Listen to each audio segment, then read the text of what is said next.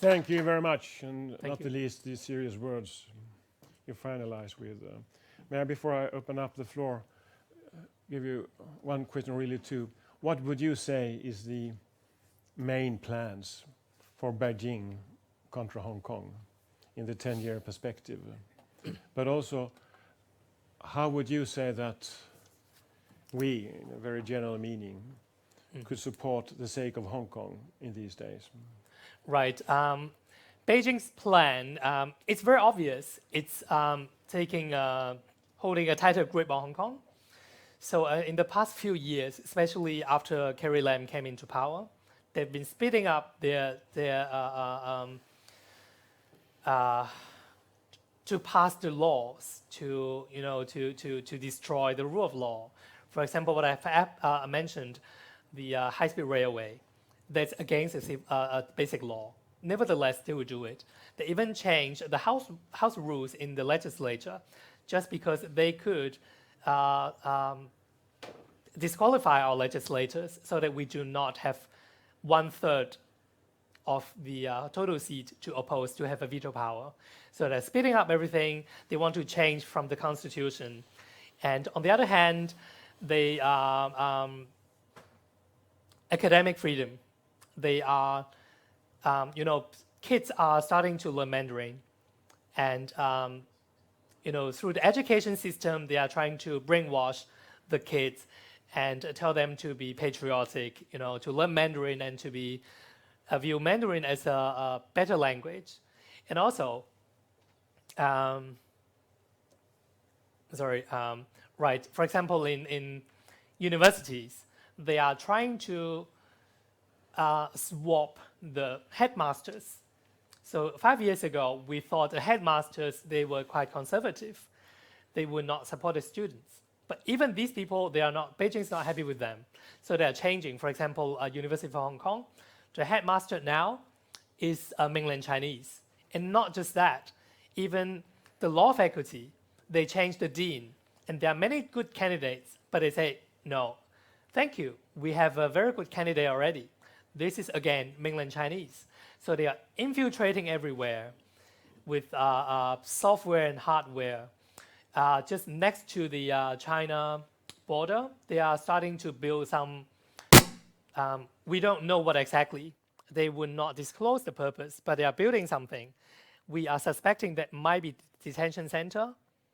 And also, police officers, top brasses, and some legislators, they have been going to Xinjiang, to East Turkestan, to learn anti-terrorism and bring them back to Hong Kong. So I don't know how they want to control Hong Kong. It's everywhere. One thing I'm sure is that they want to speed up the step so that before it's too, just whenever they can, they will do it. So your second question was? Just to follow up on that, there is not anymore any understanding from the Beijing perspective that it's an asset to have Hong Kong as a little bit different, because they do see it more as a threat and a warning sign than an opportunity to have Hong Kong with this two-system structure. Right. Well, of course. But you can see Macau. Macau has been a lab rat. They have passed national security law, and everyone's happy. They're making money. Well, most of the people there are happy because they're rich. The government even give them money, annually, around 700 euros. This casino-based city.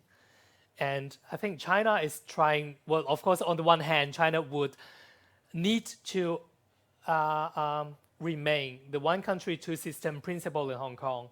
But on the other hand, it wants to control Hong Kong. Because I think Hong Kong has been a threat to China. And we can see that recently, it's because we are still kind of free. We have more freedom. The foreign press, they can come to Hong Kong. We, constitutional-wise, we have our freedom. And China cannot easily say, no, I don't want that, I don't want that. And that's why they are trying to ban our free election, for example. And then slowly they are going to change things, under the table.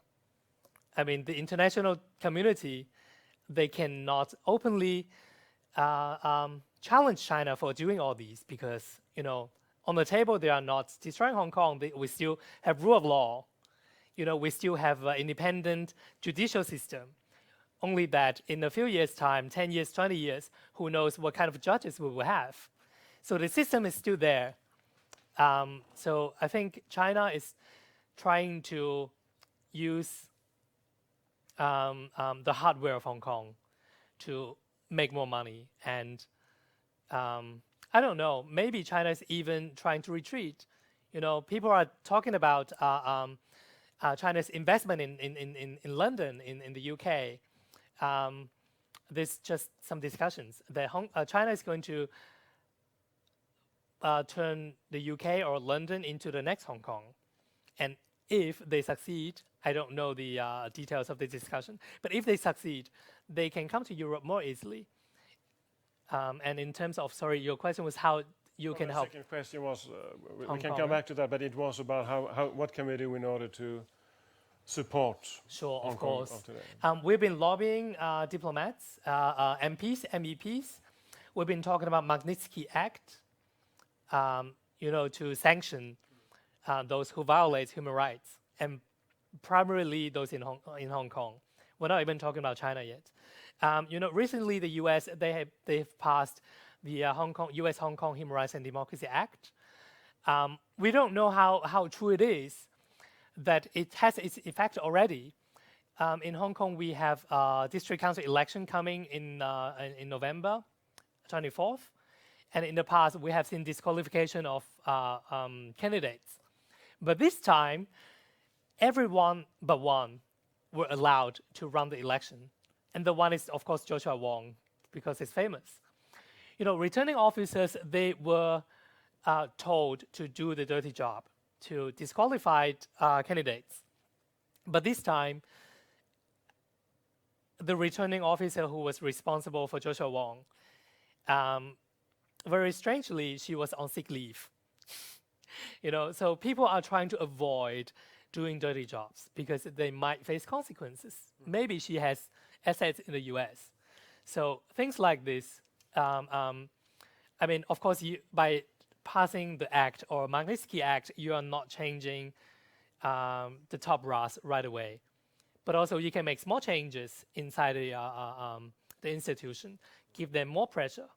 So there's something very concrete that you can do. And the other one is, as I've mentioned, that we have a campaign called Consumption by Conscience. I believe everyone can do this. When you support, when you buy cosmetic products, ladies, you might consider companies who do not do any animal tests. And when you buy food, you might buy bio food, like organic. It's healthier for your body, and also it's not as cruel to the animals. So I think the same logic should apply. When you buy something, you don't want to support human rights violation, right?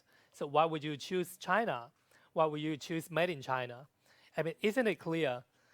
By buying their stuff, you are supporting them. Do you buy them because they're cheap, or because they have better quality, or because they will help make the world better? I think this is something that we can do, and we can also urge the government to, 5G Huawei, for example, out of security problem, out of Chinese investment. If you want to stop China from growing too strong, you might consider alternatives. For example, Nokia as 5G. When in Stockholm, we say Ericsson. But, Right. This is just one of the examples, and you can elaborate on that. Thank you very much. Thank you. The floor is open. Please, Frank Belfrage. Thank you very much for very stimulating and You can present yourself, so All right. we all know. Frank Belfrage, I'm former deputy foreign minister in Sweden. Very interesting and stimulating talk. The question we ask ourselves in Europe, in the West, if you want to call it that way, is some point the regime in Beijing feel that enough is enough and they have to intervene militarily, either camouflaged as the Hong Kong police or straightforward with the military. And we've seen pictures sometimes in the international TV stations to show that the People Liberations Army is ready. On the other hand, one could imagine that they will wait until the last moment to do something like that, because they may hope that it would be, the protest would fizzle out as previous protests have fizzled out. They could possibly be afraid of, Hong Kong has been the showcase of two systems, one country, two systems, and if they want to attract Taiwan, of course the Hong Kong example and the protest and intervening militarily, of course, will be a cold shower for those who would like to bring in Taiwan. And the third one, of course, is strangling the Hong Kong economy, is harming the Chinese economy. So I could imagine there is a tremendous dilemma and quite a heated discussion in Beijing about how to go about it.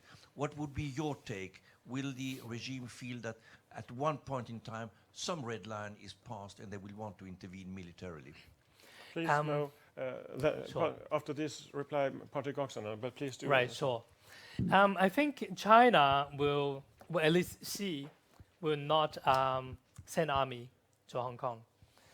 First of all, there are already police, from Chinese police in Hong Kong already. Well, we don't have the evidence, but we have a very strong feeling. There are clues that points to this direction.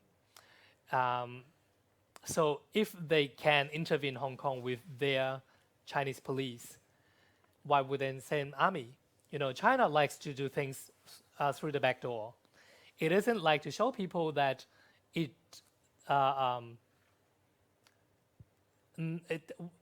does not respect the rules, you know. And second thing is, we don't think Xi wants to be the person who destroys Hong Kong as the what do you call it? Hen that lays gold eggs, you know, because with Hong Kong they can make so much money, and they still need Hong Kong, and that's why we don't think China will do it that obvious. Well, at least not for now. But at some point, well, that's something that we don't know. Red lines. If the U.S. sends army, then of course they will. So we don't know about that one. But then, of course, China wants to presume Hong Kong, and we see a huge interest of China in Hong Kong. For example, one country, two system, as you mentioned, and Belt and Road Initiative. They want to show the world that Chinese model is working. And I think in the past few years, even Europe is naive enough to believe in all these Chinese investment and initiatives. But then I think now they are starting to wake up. I think in Prague and in Greece, people are starting to realize all these investments, they are not for the good for Europe. So I think China urgently needs to expand its Belt and Road Initiative, and it cannot destroy it now, because otherwise all the efforts is in vain. So out of these reasons, I think China still wants to presume Hong Kong. And also, I think, I don't know if it's directly related to your question, but I somehow had this idea. I think one of the ways is to keep China busy.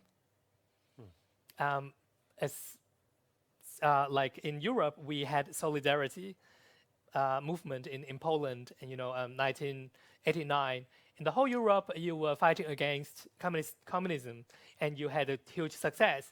I don't think this would happen if, say, Czech Republic was fighting alone. I think it's the collective effort, and you learn from each other, and it's the public will that sees examples from other places. So I think if we can fight in solidarity with not just Europe, but also the Uyghurs, the Tibetans, or Mongolian, or everyone in China, we want to remind them what this is like to be China, because they are being brainwashed. And I hope if we can expand the movement to a larger scale, that we can keep China busy, then maybe there's a way of victory. Sorry, Patrick? It's great to see you here in Sweden again, and Good to see you. thanks for the last time we met.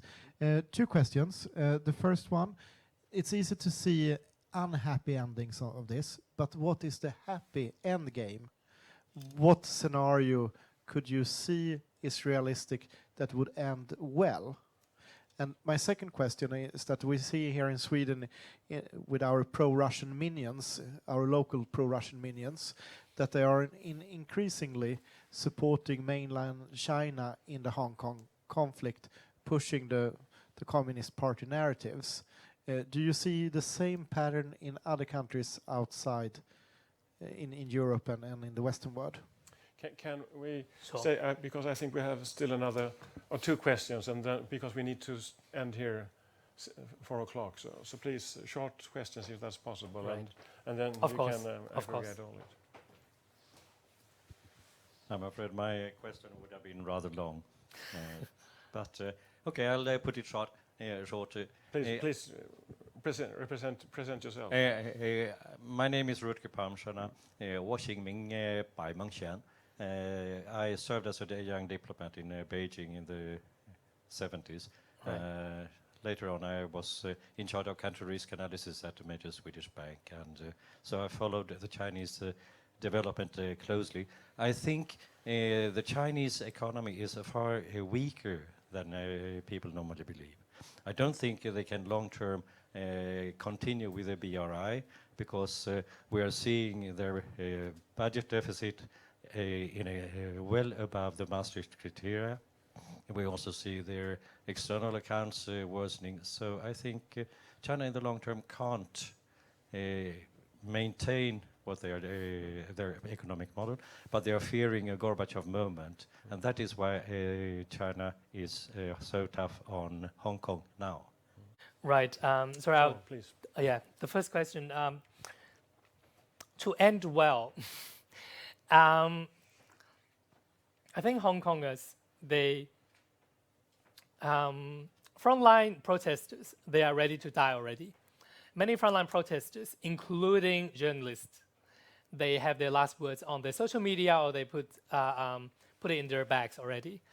And of course, that's not something they will want to see. So that is why I'm here in Europe, and with my colleagues, we try to lobby, try to seek solutions outside of Hong Kong, to try to seek solidarity. Magnitsky Act, for example, and bilateral any bilateral agreements, if you can include human rights clauses, and if you can put more pressure on China. Trade is not unilateral. Trade is bilateral. If when you trade with China, you tell them you have to stop that. If enough countries, if many countries would put pressure on China together, then we think China will be moved, at least a little. And I think this is what we have been waiting, and this is what people have been waiting for international support. So I think to end well, we, in a way, we are. Some people are waiting for China to collapse the economy, like what you have mentioned, that Chinese economy will not do well for long, and in fact, I think this is what's been widely discussed in Hong Kong too, that we're waiting for that bubble to pop, and then one day we might have a chance. When there's a challenge, there's a chance. So I don't know. Happy ending, this is something that we've been waiting for, and we do our best to seek solution instead of to be beaten, to be killed by the police. And we know the allegation of murder. Pro-Russian groups supporting China. Well, recently I have been told by many MPs, MEPs, NGOs, that the continuity of violence by protesters is very dangerous, And of course, we see that danger. On the one hand, we understand why they start to employ violence, because they have no other way out. And on the other hand, we also try to solve that. So that's why I'm here. I'm sending people out, you know. But so far, I have not seen any tendency of people starting to turn their back on Hong Kong to support China, because I think this is quite obvious. But if you can exchange experiences. The last question is on social media. In Hong Kong, we primarily use Facebook, but they even call it Facebook is for old people. So, like, I'm old. You know, frontline protesters, they are teenagers, 16, 12. The youngest arrested person was 12. Twitter, I think people started to use Twitter just because they want to reach the international community. And for Facebook, I think one of the reasons why you don't see as many is maybe because they post it in Chinese. Normally, if people intentionally want to reach the international community, they will use Twitter. Yeah, I guess that's the answer. Thank you very much for a fantastic Thank you. presentation. And I think for most Swedes and Europeans, Hong Kong is a city of special charisma, a part of the West and liberal democracy and freedom and the prosperity. For a long time, we have seen Hong Kong as a key to China. But of course, what would be fantastic if Hong Kong could be a key for China, meaning go the other way around. And of course, I can imagine that the people in power in the Communist Party do fear that. But on the other hand, that underlines the need that we shall be in touch and show solidarity, but also do what we can to support your movement and all other movements for democracy in Hong Kong. So thank you very much for coming here. And Thank you for the very invitation. much for the presentation, and we'll all give you an applause. Thank you.